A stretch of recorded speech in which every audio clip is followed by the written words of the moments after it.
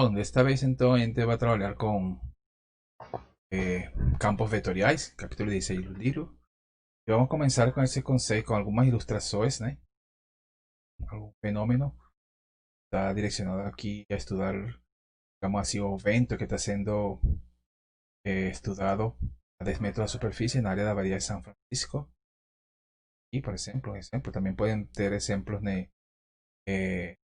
Ou a gente vê fenômeno de temperatura, de algum outro fenômeno, e a gente coloca isso geralmente com linhas contínuas, né? Linhas contínuas. Linhas contínuas é a extensão disso aqui, né? Também é streamlines. Vou estudar isso mais frente em outra disciplina decorrente. Mas isso aqui são vetores. Os vetores aqui, nesse caso, como são velocidades, devem ser vetores que de alguma forma estão medindo uma variação que está associada a derivadas a gradientes, né? Aqui é outro fenômeno, né? De a variação algum tempo depois, onde já a direção desses vetores tem mudado. Então a gente estuda se o vento, vê como está mudando a direção. A gente também pode estudar a velocidade pelo tamanho do vetor, o comprimento de cada um dos vetores. Estuda e a gente pode analisar e tirar conclusões de algum fenômeno que esteja acontecendo, temperatura, coisas elétricas. Temos várias aplicações. Então a gente vai falar isso em geral de um campo vetorial, nesse caso de velocidade. Então vamos definir o que vai ser um campo vetorial para nós. A gente já sabe, só para lembrar aqui, vou somente lembrar que a gente trabalhou com funções de R2 no R, foi uma função escalar. Nós trabalhamos também com funções de R no R, né? Com escalar também. A gente viu que isso aqui é uma curva qualquer plano. Isso aqui seria uma superfície. É o que está acontecendo. Depois vimos curvas no R2 e no R3 como exemplo de campos vetoriais, onde o domínio era um subconjunto de R, nesse caso. Esse exemplo aqui. Isso aqui era uma curva no R2. Isso aqui nos permitia ver uma curva no R3. Agora o que vamos a estudar é, em geral, o que acontece quando é de Rn no Rm. Vamos a estudar dois casos particulares, na verdade o livro trabalha assim, de R2 no R2, campos de R2 no R2 e campos de R3 no R3. Eles são campos vetoriais. O domínio agora vai ser seguramente R2 ou R3, né? Mas quando é R1, também são campos vetoriais, mas são particularidades deles que são consideradas curvas, né? A diferença de funções escalares que vamos usar também o conceito de campo escalar. Então, se a gente tem um subconjunto de R2, eu no R2, né? Um campo vetorial é uma função que associa a cada ponto daí um vetor bidimensional. Ou seja, você tem um subconjunto de R2, pega um ponto e vai calcular sua imagem. A sua imagem dada a expressão. Essa expressão vai estar plotada, nesse caso, no plano. De R2 no R2. Ou de R3 no R3, no caso, né? Veja bem que é algum exemplo, né? Você aqui, como disse, né? Você tem um ponto aqui no domínio de R2. Sua imagem vai estar no R2 também, dada pelo campo F. Só que a gente não plota esses dois, a gente sempre plota só um. E esse aqui que está sendo representado, e já vou explicar como, né? Vamos fazer exemplos computacionais. Os campos em geral têm funções componentes, da mesma forma que as funções, as curvas que vimos, né? Denotamos x, y, t. Nesse caso aqui são duas variáveis. A diferença da curva era do R, né? Então a gente essa variável falava t. Agora é do R2, então temos um ponto no R2. A sua imagem está no R2, então tem duas componentes. Essas componentes são, geralmente, são funções escalares, ou campos escalares que a gente chama. São funções componentes. Então, dado qualquer vector y, a gente sabe que pode escrever dessa forma, né? A gente usa em geral parênteses. Dessa forma compacta, um campo no R2 podemos denotar assim, PQ. Então, são funções escalares. E a gente chama que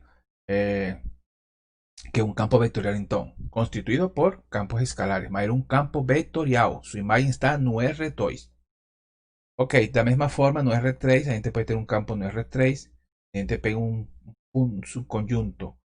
Da mesma forma, a gente pega um ponto no R3 e sua imagem é um vetor de R3. Nesse caso, a gente pega um ponto no R3, um ponto x, y, z, ponto no espaço. A sua imagem é um vetor no R3 também. Só que a gente não acostuma plotar ambas, sino que a gente costuma plotar somente uma. Ya vamos a explicar cómo. De la misma forma, ese campo entonces está denotado por P que eje. P que eje. Tres componentes escalares, son funciones escalares, más todas ellas conforman un campo vectorial no R3. Muchas veces la gente usa un chis, puede estar cuando esté ya anotado así, un chis de 3 componentes o de 2 componentes. A su imagen, todo que está en negrita, ¿no? Okay. Y entonces a continuidad de las propiedades de ese campo, se derivan o se deducen las propiedades de P, Q y R, ¿no? Igual que un R2, si fueran continuos, diferenciables, ahí entonces asocia alguna propiedad de similar a un campo vectorial. Veamos un ejemplo. ¿Cómo es que a gente hace un plot así? Entonces, la idea va a ser o seguinte, viu? Você lembra a ideia, você, esse é um campo de R2 no R2, você pega um ponto no R2, você vai pegar um ponto qualquer, digamos o 1, por tirar um exemplo, e você vai plotar a imagem de 1, de acordo a expressão do campo. Nesse caso seria menos yx, né? A imagem seria menos 1. Mas para não plotar aqui, a gente faz somente um gráfico. Como? A partir do ponto 1, digamos aqui, o 1, você imagina os eixos, a partir do 1, se imagina, vai plotar o ponto imagem, que seria menos 1. Então, seria menos 1. Essa aqui seria a sua imagem. Nós estamos plotando aqui a partir do ponto 1, que estaria aqui situado, a gente plota um menos 1, a partir desse ponto origem. Do ponto 1, essa imagem f de menos f de 1, essa imagem deu o vetor menos 1. Viu? Essa é a forma de plotar um campo. Tem alguns outros pontos, por exemplo, a imagem de 0. A imagem de 0. Lembre que o campo que estamos considerando, né? Vean aqui atrás é menos yx, né? Menos yx. Então, a imagem de 0, a imagem de 0 seria, onde está y coloca 0, x coloca 1. O ponto 0,1. 0,1 é 0i mais 1j. Seria j simplesmente, por isso está aqui. É o ponto 0. Então, o que você faz? A partir do ponto 0, 1 para x, 0 para x. A partir de aqui, você plota um ponto 0,1. E 0,1 seria esse vetor. Seria esse aqui. Qual é a imagem do 0,3? A imagem do 0,3, se você calcula a imagem do 0,3, dada a função 0,3, 3 seria menos 3,0. 3,0. Que significa que a partir do ponto 1, 2, 3, 0, 3, 0 para x, 3 para y, a partir de aqui, como início, você vai plotar o ponto, se imagina os eixos, plota o ponto menos 3,0, que seria esse. E assim você pode fazer para qualquer desses, qualquer vetor que você quiser. Quanto? Todo que você quiser. Claro, depois a gente pega um pacote computacional. Você pode pegar tanto como você quiser. Imagem, o que você pega esse, calcula sua imagem, só vai plotar as imagens. Cada ponto, sua imagem corresponde. De modo que assim você pode observar o fenômeno, né? Aqui, por exemplo, aqui na figura 5 parece que cada z é tangente a um círculo. Tem essas 4 imagens. Aqui parece, você se imagina um círculo, aparecesse aqui, né? O vetor posição é ortogonal. Esse aqui que é a sua imagem, né? E se colocar para esse ponto também, aparentemente aqui acontece a mesma coisa. A gente pode estudar isso, ou seja, que o vetor, esse seria dado um ponto, esse ponto seria o vetor, seria a f de x. Então esse ponto geral vezes f de x parecesse que fossem ortogonais. E isso que ele prova aqui. Esse ponto x qualquer, vejam que falamos que x denota um vetor de vários componentes, né?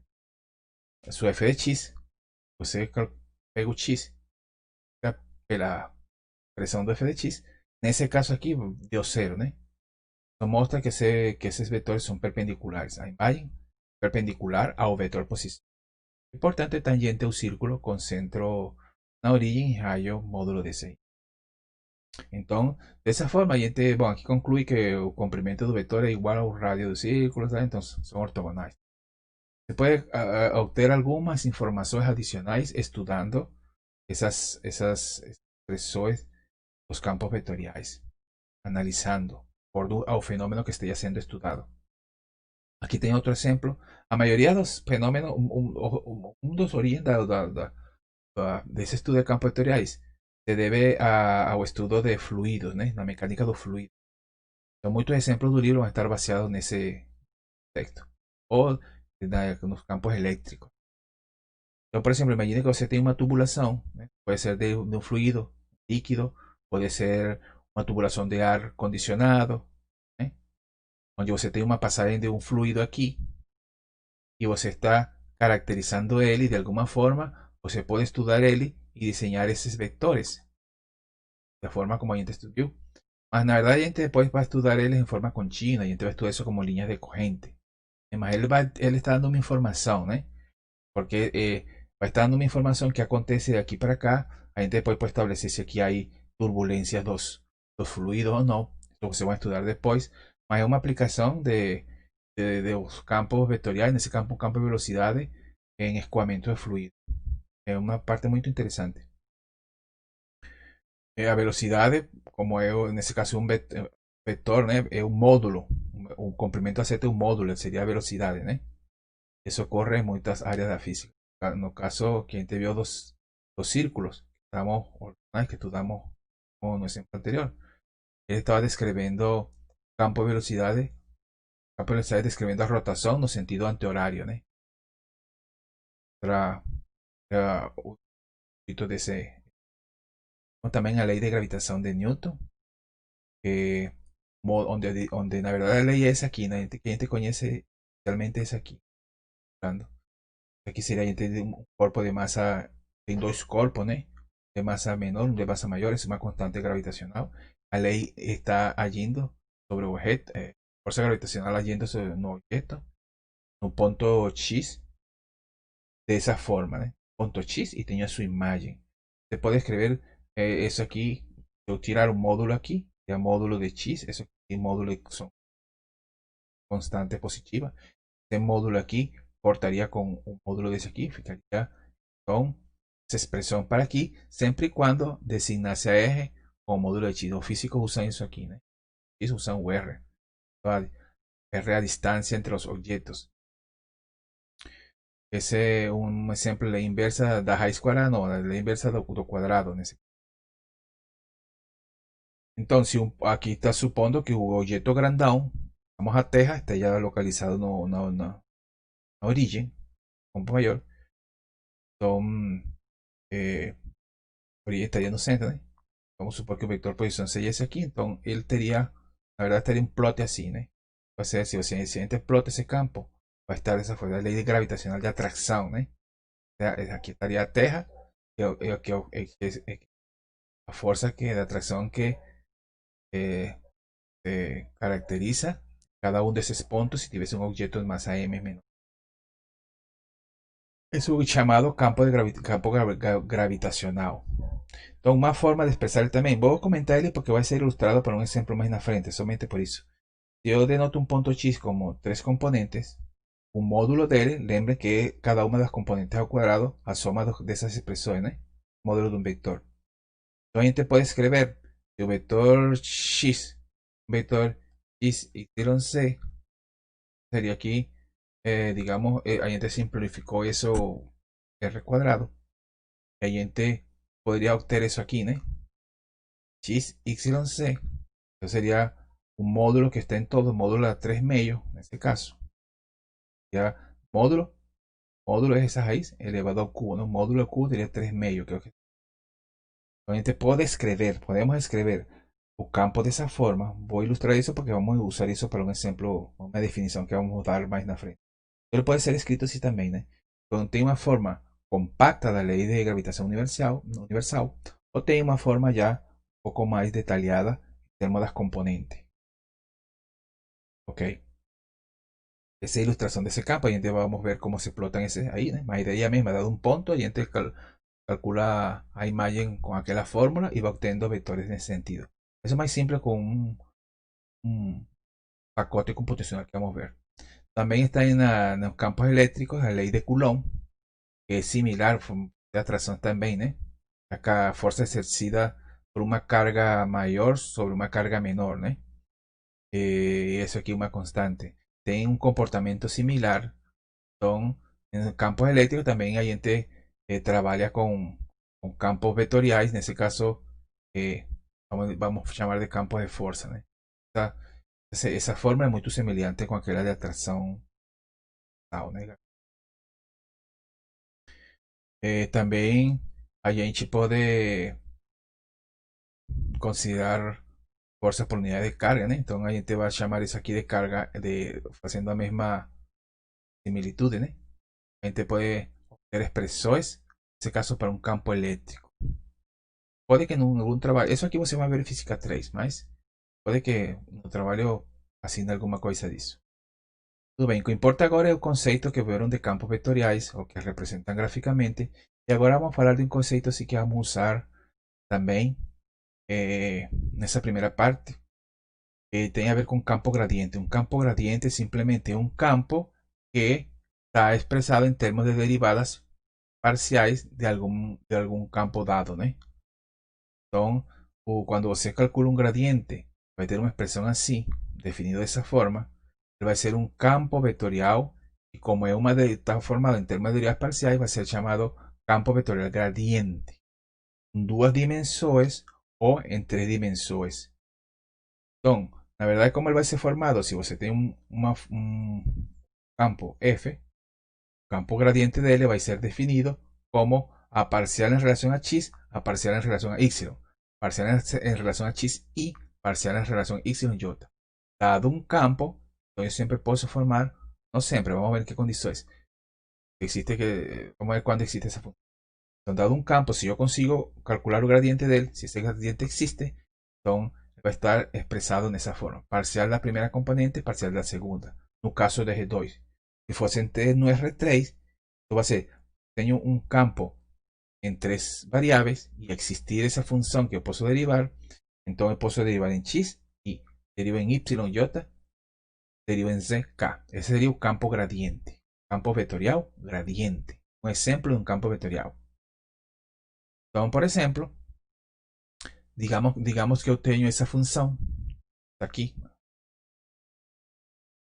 Vamos de diseñar un campo vectorial gradiente de la. Entonces, en ese caso, pues yo derivo en términos de x y derivo en términos de y. Aquí, por supuesto, yo tengo una función de 2 no r. Se debe coincidir con el gradiente con el gradiente que a gente conoce. Yo derivo en términos de x, derivo en términos de y. Yo en términos de x, ya manteniendo y constante, 2x es y. Y no tengo x sería 0, 2x y. Variable sería x constante. Y en y entonces derivo en términos de y, o que nos ver y sería constante, por tanto es aquí más constante. Deriva de y en 1 x cuadrado menos 3y cuadrado. Ese sería un campo vectorial gradiente, y como un campo vectorial él puede ser plotado. Los gradientes son razones de taxa de variaciones, ¿no? Entonces esas taxas de variaciones son agentes plotas. Ese puede ser, por ejemplo, o eso aquí, si a gente plota, estaría plotando un campo vectorial de velocidad de algún fenómeno, ¿vio? La relación es por eso. Entonces está, por ejemplo, ilustrado de esa forma aquí. Sería un campo vectorial que corresponde a ese fenómeno. Pero ven aquí la observación es que la gente sabe que los gradientes son ortogonales a las curvas de nivel. Eso la gente sabe. Y cuando las curvas de nivel son menores a, a una mayor inclinación, en este caso cuando está más junta, siempre que por ejemplo yo te vio como gradiente derivada direccional era taxa de variación local, ¿no?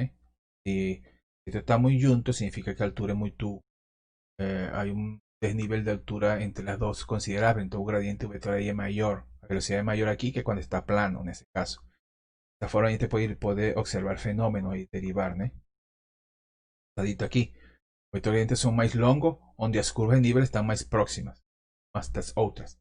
Más curto cuando ellas están más distantes entre sí. Se debe al fato de que el complemento vector gradiente sería el valor de la derivada, ¿no? Derivada direccional. Ok. Entonces aquí voy a ilustrar, aquí parece que quería ilustrar eso aquí. Lembren que viendo ejemplo del campo de la ley de Newton, de gravitacional de Newton, que te da una componente, ¿no? En y en C. Entonces vamos a ver un concepto muy importante, un campo vectorial. Ese concepto aquí, gente vamos a usar mucho en los teoremas a seguir. un campo vectorial f es llamado conservativo si ele for o gradiente de alguma função escalar. Ou seja, se existe uma função tal que ele seja o gradiente dessa função. Essa função, se existir, se chama função potencial. Esse é um conceito importante, porque a gente vamos usar teoremas que implicam esse conceito. Então, quando um campo vetorial se diz conservativo, quando existe uma função tal que o gradiente desse campo nos dá essa função. Se isso acontece, esse campo vetorial é conservativo. Y si for conservativo, a gente vai deducir algumas propriedades e vamos poder establecer algumas consequências desse fato. Então vamos supor esse f aqui. A gente calcula o gradiente dessa função aqui. Veja bem que parcial em x, parcial em y seria a derivada interna, né? Parcial em x, né? E seria um meio disso, meio menos 1 vezes a derivada interna. X, derivada interna do y, derivada interna aqui. A gente pode derivar em x, em y e em z. Então, posso ter uma expressão similar para cada um, só que em x, y e z, o 2x cortou com o 2 embaixo, né? Então, nesse caso, quando a gente calcula o gradiente dessa função, coincide com o campo vetorial que a gente definiu acima como lei gravitacional de Newton quando colocamos em 3 componentes, porque habría aquele outro. Quer dizer, então, que esse campo, essa lei universal de Newton, de gravitação universal, estabelece que para ele, para esse campo, existe uma função f que é aquela tal que o gradiente dessa f coincide com essa f tal, né? Significa que ele é um campo vetorial conservativo. ¿Por quê? Porque pudimos encontrar essa f tal que acontece este fato. Isso vai ser muito importante mais na frente. Deixamos por aqui e vou fazer a seguir alguns exemplos de plot matemáticos, pacotes, e depois vou passar a integral de linha. Tá bom? Então vamos deixar por aqui por enquanto. Bom, então vamos a fazer alguns exemplos agora usando pacotes computacionais. Eu tinha dito para vocês usar o MyStudio ou Wolfram Alpha, mas para esta parte aqui não está muito bom eles. Aí vi no GeoGebra Online, você pode buscar no Google aqui, digitar isso aqui, pode ser 2D ou 3D. No caso vamos fazer este 2D, né? Para ilustrar, aqui tem um exemplo de tem vezes que demora um pouquinho em carregar. Tem um exemplo de um campo que está padrão eles aí, né? Mas você pode modificar ele. Ele achei, acho que veio aqui. Campo, você vamos, digamos assim, vamos brincar um pouquinho com aquele que a gente temos menos y en x, que era ortogonal o vetor posição o vetor tangente nesse caso. Que você plota e veja bem isso aqui. Era bem o que a gente estava. Você pode mexer um pouquinho. Ou colocar zoom, dá menos, dá mais. E aí você mexe um pouco, colocar os eixos. Depende da versão do GeoGebra Online que você pega, que vai ter algumas outras opções. Mas de qualquer jeito, você aí já tem uma ferramenta para trabalhar, para plotar os campos, né? Era esse aqui. Poder brincar com alguns outros que estejam aí no livro. Vamos, por exemplo, pegar esse aqui, y seno de x, para ver como é que se comporta. Então, y seno de x, né? Era y seno de x. Não sei se pega o seno com sin ou com 100. Essa versão, eu acho. Ou esse aqui, y seno de x. Campo aqui. O livro não dá para ver esses detalhes. Aqui se dá para ver melhor, né? Você pode fazer o zoom ou não. Já você sabe então que pode, digamos, colocar ele um pouco em tela maior. E já se está comportando bem o GeoGebra. Você pode estudar fenômenos já depois, né? Usando esse pacote. Pode usar o pacote 3D também. 3D esse aqui. Esse, por exemplo, você pode ilustrar. Você pode ilustrar. Vamos ver se ele demora a carregar. Carregou esse aqui, por exemplo. Esse aqui, por exemplo, é o com sinal menos daquele que a gente viu como lei gravitacional de Newton, né? Mexer com ele um pouquinho. Em algumas versões permite mover aqui essa caixinha, né? E aí você pode pegar o livro e começar a brincar com ele 3D. Você chega e pega alguns desses que estão aí, né? Isso, por exemplo, y menos 2x, y menos 2x, y menos 2x. Chega a y menos 2, né? Faz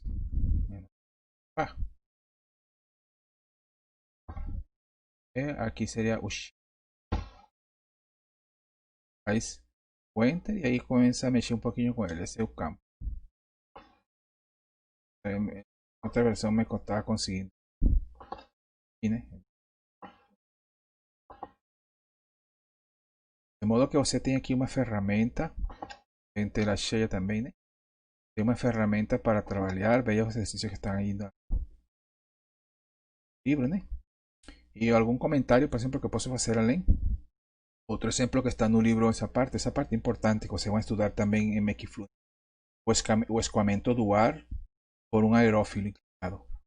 ¿Por qué os aviones tienen as asas dessa forma? Porque não são quadradas, porque não são redondas. Aí a gente estuda o porquê. E aí você vai estudar isso aí com o comportamento dos, se chama linhas de escoamento, streamlines. E aí a gente estuda se aqui tem turbulência ou não, tem algumas condições que devem ser cumpridas. Você precisa desse conhecimento para poder estudar isso aí a seguir, né? Essa disciplina aqui é básica para física 3, mecânica dos fluidos e por diante, né? Então, por enquanto, então já vou deixar por aqui. E vou passar então a integrais de linha, mas já tem essa primeira parte aqui. Eu queria que vocês estudassem bem aí dessa parte aqui, que lembrassem bem o conceito de campo gradiente. Tá? O conceito de campo gradiente é fundamental. O campo gradiente é aquele campo além de campo gradiente, que é o campo de derivadas parciais, o conceito é campo conservativo. Esse conceito é importante para vamos ver alguns teoremas. Então, um campo é conservativo, se ele for o gradiente de alguma função. Se existe uma função tal que ele tem que ser o gradiente dessa f. Se existe essa f, esse campo é conservativo e essa f menor chama-se função potencial. E vamos ver na frente como encontrar ele em algumas oportunidades. Então, boa tarde, deixamos por aqui e tchau.